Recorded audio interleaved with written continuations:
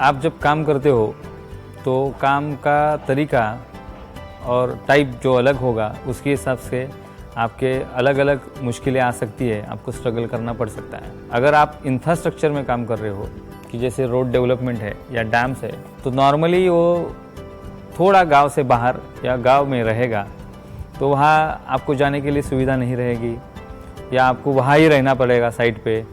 वहाँ शायद आपको फैसिलिटीज़ नहीं होंगी, जैसे कि रोज़ का खाना लाने के लिए थोड़ा दूरी से लाना पड़ेगा। लेकिन जो कंपनी वहाँ काम लेती है वो सुविधा थोड़ी कर लेती है, लेकिन थोड़ी दिक्कत हो सकती है। ऐसा नहीं है कि आप जो इंडस्ट्री में चालू कर दोगे तो सब फैसिलिटी आपको मिलेगा। आप इंफ्रास्ट्रक्चर में काम कर रहे हो, रोड डेवलपमेंट, डैम में, तो आपको धूप में काम करना पड़ेगा, बारिश में काम करना पड़ सकता है। आपका जो बर्ताव है काम के टाइम वो भी अच्छा रखना ज़रूरी है। जैसे कि आपके जितने भी कलीग हैं, आपके साथ जितने इलेक्ट्रिशियन समझो काम कर रहे हैं, तो एक दूसरे के साथ समन्वय के साथ काम करना चाहिए। जो टीम वर्क कहा जाता है वो टीम वर्क होना चाहिए। उसके साथ आपको जो काम बोला जा रहा है वो अच्छी तरह से करना चाहिए, वो टाइम पे करना चाहिए। आपके जो सीनियर्स है, सुपरवाइज़र रहे या इंजीनियर रहे या कोई हेड है, तो उसके साथ आपका बर्ताव अच्छा होना चाहिए। अगर आप प्रोजेक्ट में करोगे तो आपको रहने के लिए सुविधा मिल सकती है।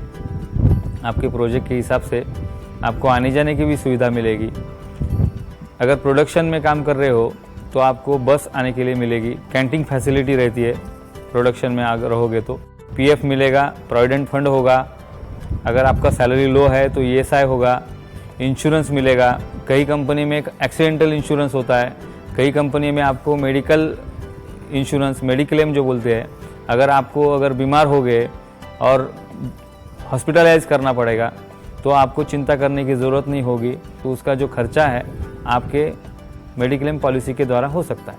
उसके साथ आपको फैसिलिटी मिलेगा, हॉलीडेज़ मिलेगा, जो नॉर्मली संडे हॉलीडेज़ है। उसके साथ आपके जो नेशनल डेज़ है उसके लिए छुट्टी मिलेगी। ये जैसे कि नॉर्मल फैसिलिटीज़ जो है वो आपको मिल सकती है।